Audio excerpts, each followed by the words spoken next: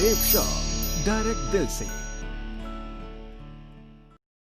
Traffic आते हुए पिछले 33 साल से जो मेरा लास्ट कमाई था ना मेरे दोस्त, मैं एवरेज बात करूं तो 20 से 22 हजार महीने का कमाता था। सीजन में 50, 60, 70 हजार कमा लेता था, सीजन के बाद 5-7 हजार कमाता था और एवरेज 20 से 22 हजार कमाता था। और उस रईस जिंदगी के बारे में एक घटना केवल बताऊंगा कि एक फोटोग्राफर किस औकात से, मध्यम वर्गीय फोटोग्राफर, मैं बड़े फोटोग्राफर की बात नहीं करता। एक बार मेरे शहर में मेला लगा था और मेरा बच्चा 4 दिन से बोलता था पापा मेला घूमने चलेंगे, और मैं हर दिन टालता था क्योंकि फोटोग्राफर के जेब में शादी का पैसा जब आता है तभी पैसा होता है, पैसा खत्म खेल खत्म। मेरा बेटा जिद कर दिया पापा आज मेले का अंतिम दिन है, और मैं अपने बेटे, वाइफ, बिटिया और चारों आदमी मेला देखने गए। शायद आपको यकीन नहीं हो क्योंकि लोगों को लगता है लीडर स्टेज से झूठ बोलता है, पर आपके सामने खड़ा शिव कुमार मिश्रा कभी भी झूठ नहीं बोलता है, कभी भी झूठ नहीं बोलता है। उस मेला में गया, मेरे पर्स में मात्र 40 रुपए माय डियर दोस्त, 40 रुपए। 10 रुपया मोटरसाइकिल स्टैंड वाले ने ले लिया और 10 रुपए की आइसक्रीम आती थी, मेरी बिटिया खा ली। 10 रुपए का आइसक्रीम मेरा बेटा खा लिया, और हम दोनों मियाँ बीवी को खाने के लिए जेब में 20 रुपया नहीं थे दोस्त, 20 रुपए नहीं थे। वो दिन जीता था ये फोटोग्राफर बिहारी बाबू, वो दिन जीता था। थैंक यू उस दिन का। उसी बीच में मुझे आम आदमी पार्टी का नेता बनने का शौक चढ़ गया और मैं आम आदमी पार्टी का फाउंडर मेंबर बन गया। 2 जनवरी 2014 मेरे उसी पार्टनर का एक कॉल आया, कहाँ है आप? मैं बताया घर में हूँ। बोला आपके शहर में एक राजमहल मैरिज होम है, वहाँ पर रविवार को एक फाइनेंशियल और टाइम मैनेजमेंट का एक सेमिनार होने वाला है, मैं चाहता हूँ आप वहाँ जाके देखें। पर चूंकि उस पार्टनर को मैं नस नस से जानता था क्योंकि ज़िंदगी के बहुत सारे वक्त गुजारे थे, मैं समझ गया इस बार फिर वो कोई कंपनी उपनी का चक्कर लगा रहा हो। मैंने बोला सर भाई मुझे माफ़ कर दे, ये काम मुझसे नहीं होगा। बोला नहीं आप जाके तो देखो बहुत बेहतर है। मैं बोला नहीं मेरे पास टाइम नहीं है, एक तो फोटोग्राफी से फुर्सत नहीं, दूसरा आम आदमी पार्टी से फुर्सत नहीं। लेकिन उन्होंने क्या किया, 3 तारीख के सुबह में फ़ोन, 3 तारीख के रात में फ़ोन, 4 तारीख के सुबह में फ़ोन, 4 तारीख के शाम में फ़ोन। यार हमें तो चिढ़ सी बढ़ गई थी, यार कितना बेशरम आदमी है यार। एक बार ठोक के मना कर दिया मेरे से ये काम नहीं होने वाला है, तो क्यों मेरा जीना आराम कर रहा है। और मैं तब इनका फ़ोन आता था तो अपने बीवी को थमा देता था, बोल दो उनको घर में नहीं हूँ। कभी बोलते थे बोल दो छूट गया है, सब्जी लाने चले गए। पर वो भी बंदा तो मेरा पार्टनर था, वो भी मेरे नस नस को जानता था और वो जानता था कि मैं भी उसको गोली दे रहा हूं, पर वो बंदा माना नहीं। लगे 9 तारीख का दिन आया, फिर वही बात, एक बार मेरे कहने पर आप चले जाइए, एक बार। और मैंने वो डेट डिसाइड किया 13 जनवरी 2014 दिन संडे। उस दिन जाने का सोचा, लेकिन फिर हमें पता चला कि हम लोगों को कलेक्ट्रेट तक झाड़ू लगाना था जाकर के।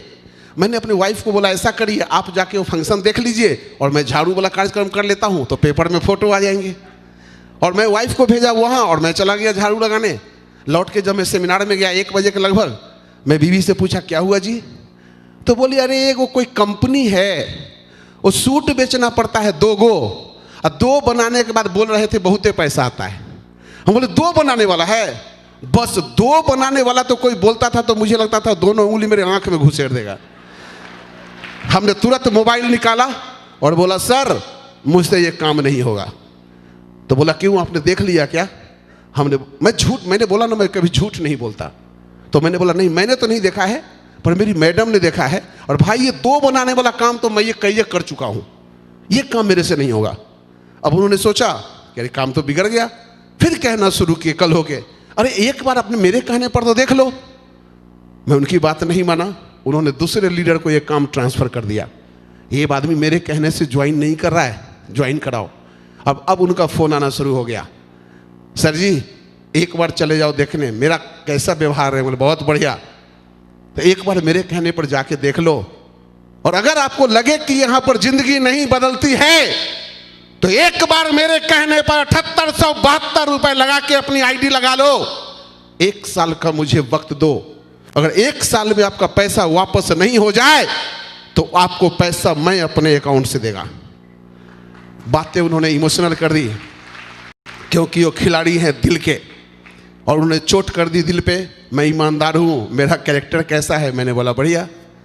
जब दोनों की बहुत जिद हुई तो मैं बिजनेस देखने चला गया 26 जनवरी 2014 राजस्थान के भरतपुर में सेमिनार देखने। जब ही मैं इस सेमिनार को अपनी आंखों से देखा, छोटा सा हॉल, 25-30 लोग हॉल में खड़े थे और उसी हॉल में सेमिनार चला। सेमिनार की 5 बातें मेरे दिमाग में तीर की तरह घुसी। सबसे पहला, यार मैं सोचता था कंपनी का माल बेचना पड़ेगा, यहां तो सिस्टम का कोई माल है ही नहीं, ब्रांडेड माल बेचना है, जिंदगी में एक बार बेचना है, दोबारा न खरीदना है न दोबारा बेचना है, और 2 लोगों के साथ शुरुआत करनी है। और अगर रिटायर हो गया तो बाबूजी बचपन में सपना देखते थे मेरा बेटा कभी रिटायर होगा, लेकिन नौकरी वाला कभी रिटायर होता है, फोटो खींचने वाला कभी रिटायर होता है क्या? तो लगा कि अगर 4 साल में कहीं रिटायर हो गया तो बस बल्ले बल्ले। ये सोच के साथ मैं बाहर निकला और उनको फोन किया, सर ये बिजनेस मुझे बहुत अच्छा लगा, मैं इसको ज्वाइन करूंगा। चलो सर मेरा आईडी लगा दो। बोलते हैं लगा दो मतलब? हम कहे लगा दो मतलब लगा दीजिए। तो पैसा? हम बोले सर मेरे पास पैसा तो नहीं है। तो बोले पैसा नहीं है? हम बोले सर आप सच जानते हो मेरे पास खाने को पैसे नहीं है, मेरे पास, मैं नहीं लगा सकता पैसे इसमें। तो उन्होंने बोला देखिए हमारे जो सर हैं ना वो हमको सिखाए हैं कि जिस भी आदमी को इस बिजनेस में आप डायमंड बनते हुए देखना चाहते हो, कम से कम उस आदमी का पैसा अपने जेब से कभी मत लगाना, कभी मत लगाना। ये बातें उस दिन मुझे इतनी बुरी लगी कि आप सोच नहीं सकते हो कि जिस पार्टनर के साथ मैंने जिंदगी का इतना वक्त गुजारा, वो पार्टनर आज मुझे पैसा देने के लिए बहाना कर रहा है अपने अपलाइन का नाम लेके। कौन सा अपलाइन आ गया उसके जिंदगी में जो 1 महीना में ऐसा पट्टी पढ़ा दिया कि किसी को पैसा मत दो? बुरा लगा, चला गया। कर्ज मांगने की आदत थी, हो गई थी। सेप्सॉप से पहले 13 लाख रुपए का कर्ज था मेरे सर पे, 13 लाख।